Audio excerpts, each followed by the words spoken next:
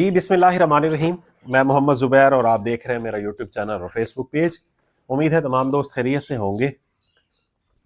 अच्छा जी, आज हम बात करेंगे पीएमएस की जो फ़ेज़ 2 है वो कब तक मुतवक्किल है और हमारे पास जितना टाइम रह गया है हम उसमें किस तरह से पीएमएस का जो पेपर है उनकी इफ़ेक्टिवली तैयारी कर सकते हैं। और इसके साथ साथ जो पब्लिक सर्विस कमीशन ने 4 और 5 तारीख का प्लानर अपडेट किया है, वो भी हमें क्या नवीद देता है कि अगले जो पब्लिक सर्विस कमीशन के पेपर्स हैं वो कौन से हो सकते हैं। इसके साथ साथ पीआरए में जो जॉब्स आई हैं, एनफोर्समेंट ऑफिसर, ऑडिट ऑफिसर और एडमिन अफसर की, या इसके अलावा जो बाकी सीट्स आई हुई हैं, क्या उनके पेपर भी इसी तरह जल्दी हो जाएंगे? तो ये तमाम चीज़ें हम डिस्कस करेंगे। ये मेरे पास एक किताब है एमसीक्यूज़ की। ये बुनियादी तौर पर नोट्स हैं जो कि अकाउंटिंग के हवाले से, फाइनेंस के हवाले से, ऑडिट के हवाले से और पंजाब सेल्स टैक्स एक्ट जो है उसके एमसीक्यूज़ के ऊपर बेस करती है। ये पूरे का पूरा जो एक डॉक्यूमेंट है, इसको हमने कोशिश की है कि मुख्तलिफ साइट से जहाँ जहाँ पर भी एमसीक्यूज़ मौजूद हैं उनको इकट्ठा किया जाए। इसकी जो हार्ड कापी है वो कल मैंने कहा था शायद डिलीवरी चार्जेस कैंडिडेट को पे करने पड़ेंगे, लेकिन इसकी डिलीवरी चार्जेस 2000 के अंदर शामिल हैं। उसकी रीज़न ये है कि बहुत कॉस्टली प्रिंटिंग होती है।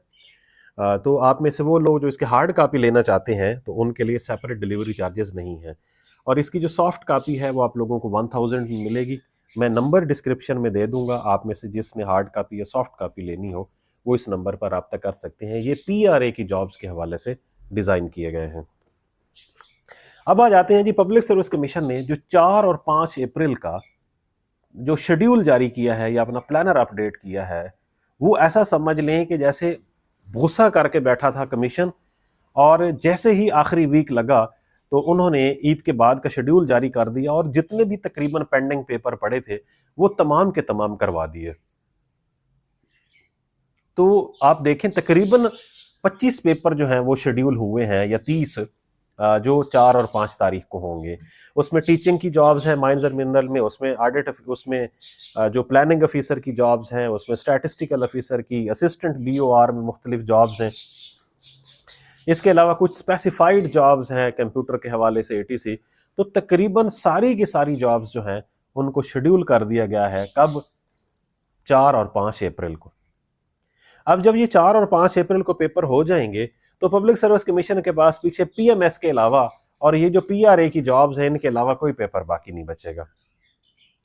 तो इसीलिए हम जब से ये ऐड आया था तब से हम ये कह रहे थे कि पब्लिक सर्विस कमीशन जो है वो पीएमएस को रेगुलर करना चाहता है, एक सर्कल के अंदर, एक साइकिल के अंदर, कि इस महीने के अंदर इश्तिहार आएगा और एप्लीकेशन जमा होंगी। इस महीने जो है वो इनका एंट्री टेस्ट होगा या स्क्रीनिंग टेस्ट होगा कहें, और इसी तरह इस महीने अप्रैल के महीने में इनका हर साल जो है वो फाइनल इम्तिहान हो जाएगा। और इसी तरह फिर इनका जुलाई अगस्त के महीने तक इनका रिटर्न का रिजल्ट आएगा और इसी तरह अक्टूबर के महीने तक इनका फाइनल रिजल्ट आ जाएगा, ताकि अगली रिक्वेजिशन जो है वो इसी बिल्कुल साइकिल के मुताबिक आना शुरू हो जाए। तो तकरीबन तकरीबन पब्लिक सर्विस कमीशन के अंदर पीएमएस का जो इम्तिहान है उसके ऊपर वर्किंग बाकायदा शुरू हो चुकी है कि वो कब कंडक्ट करवाना है।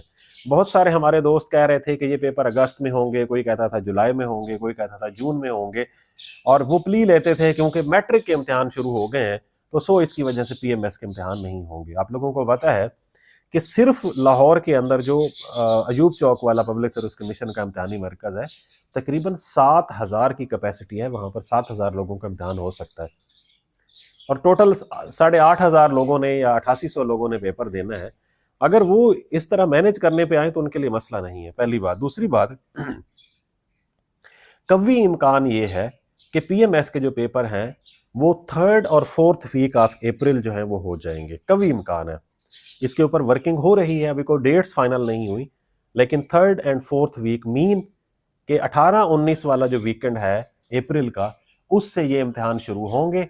और फर्स्ट वीक ऑफ जो 15 दिन क्योंकि ये इम्तिहान रहते हैं, तो फर्स्ट वीक ऑफ मई जो है ये पेपर ख़त्म हो जाएंगे। ये राइट नाउ यही मालूमात हैं कि इन डेट्स के अंदर ये पेपर होने के कभी इम्कान है।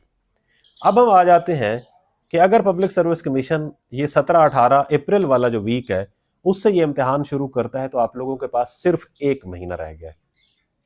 इतना बड़ा इम्तिहान, 120 सीट्स और उसके लिए आप लोगों के पास 1 महीना रह गया। अब क्योंकि ये महीना पूरे का पूरा रमज़ान शरीफ का था, तो इसमें हमारी तरतीब थोड़ी सी तरतीब चेंज होती है पूरी की पूरी लाइफ की।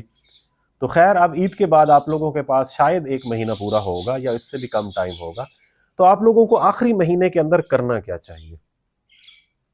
आखिरी महीने के अंदर आप लोगों को जो आप लोगों के ऑप्शनल सब्जेक्ट्स हैं, ऑप्शनल सब्जेक्ट्स में आप लोगों को बहुत ज़्यादा प्रैक्टिस करनी चाहिए और कोशिश करें आखिरी महीने के अंदर आप लोग जो है वो मॉक टेस्ट दें। अगर कोई मॉक टेस्ट कंडक्ट करवा रहा है कंपलसरी पेपर्स की भी, ऑप्शनल पेपर्स की भी, तो लिखने की प्रैक्टिस करें। पीएमएस में आप जितना ज़्यादा, जितना अच्छा, जितना खूबसूरत और आपका पेपर जो है वो प्रेजेंटेबल होता है, आपके नंबर आने के उतने ज़्यादा चांसेस होते हैं, ख़ास तौर पर ऑप्शनल सब्जेक्ट्स के अंदर।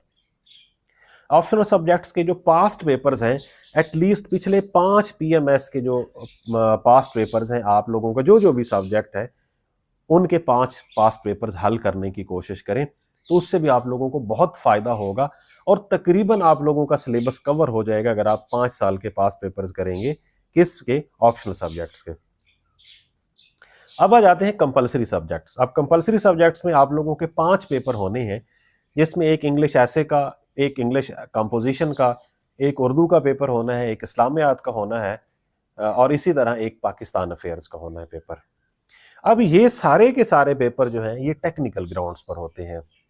इसके अंदर कैंडिडेट की एनालिटिकल स्किल भी देखी जाती है, इसमें कैंडिडेट का जो नॉलेज है वो भी चेक किया जाता है। ख़ास तौर पर इंग्लिश ऐसे और कंपोजिशन के अंदर क्योंकि बहुत ज़्यादा लोग रहते हैं, तो इसके अंदर आप लोगों की अप्रोच भी देखी जाती है कि आप लोगों को टॉपिक की समझ आई है, नहीं आई, आपने रेलिवेंट चीज़ें लिखी हैं या नहीं लिखी। और उसके साथ साथ इंग्लिश जो कंपोजिशन का पेपर है वो क्योंकि एक मिक्सचर होता है, उसमें पास होने के ज़्यादा चांसेस होते हैं बनिस्बत इंग्लिश ऐसे के। जो बाकी आपके पेपर हैं जिसमें उर्दू है, इस्लामियात है, पाकिस्तान अफेयर्स है, ये जो 3 पेपर्स हैं इनको तैयार करने के लिए एक तो आपने इनका पेपर थोड़ा सा क्रिटिकल एनालिसिस के साथ पेपर अटेम्प्ट करना है। आपने हर सवाल के लिए, चाहे वो ऑप्शनल सब्जेक्ट्स हैं चाहे कंपलसरी सब्जेक्ट्स हैं, हर सवाल को कम से कम 6 से 7 जो पेज हैं उनका देना है, क्योंकि 20 नंबर का अगर सवाल है तो 20 नंबर के अगेंस्ट आपने उतना लिखना है जितनी उसकी रिक्वायरमेंट है। हर सवाल लिखना है, कोशिश करनी है कि हर सवाल चाहे ऑप्शनल है चाहे कंपलसरी है उनकी प्रॉपर आउटलाइन बनानी है और आउटलाइन बना के उसको प्रेजेंटेबल करके आपने पूरे का पेपर अटेम्प्ट करना है। और इसीलिए मैं कह रहा हूं कि आप लोगों को इनके पास पेपर्स अटेम्प्ट करने चाहिए ताकि उसमें अपनी आप स्किल को इम्प्रूव कर सकें। इस्लामियात के लिए यकीनन आपको पता है कि हमारे पास करीमदाद चौथाई की एक किताब मौजूद है, या इस्लामियात लाजमी कि अगर आपके पास कोई किताब मौजूद है घर में, कोई बीए की किताब मौजूद है, एफए की, आप उसको ज़रूर पढ़ें, क्योंकि उसमें जो इनिशियल इस्लाम की जो मतलब हिस्ट्री है, मदनी ज़िंदगी और मक्की ज़िंदगी और कुरान और हदीस की तदवीन, ये वाले जो हिस्से हैं ये करीमदाद की जो किताब है उसके अंदर नहीं है। तो ये आप लोगों को वहाँ से मिलेंगे तो आप लोगों के लिए बहुत बेहतर हो जाएगा पेपर को समझना, पेपर को अटेम्प्ट करना। इसी तरह से जो पाकिस्तान अफेयर्स है 1857 से लेकर 1947 तक और 1947 से लेकर अब तक ये 2 हिस्सों में तकसीम होगा। इसमें कुछ पर्सनैलिटीज़ का भी तज़किरा आता है, जिसमें सर सैयद अहमद ख़ान का, शाह वलीउल्लाह का, इसमें मुजद्दिद अल-फ़सानी का, इसमें अल्लामा इकबाल का सेपरेट आ सकता है, कायद आज़म की खिदमात क्या हैं इसके अंदर वो सेपरेट आ सकती हैं, लेकिन जो पहले मैंने 3 बताई हैं उनके बारे में ज़रा ज़्यादा पूछा जाता है।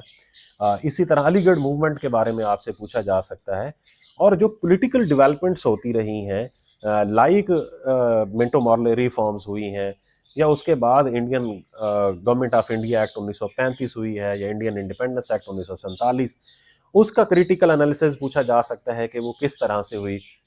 तो अब पाकिस्तान की जो लाहौर या अपना रेजोल्यूशन थी, जिसे पाकिस्तान रेजोल्यूशन कहते हैं हम, करारदाद पाकिस्तान, उसके बारे में पूछा जा सकता है, उसका जो मतलब तकाबली जायज़ा पूछा जा सकता है।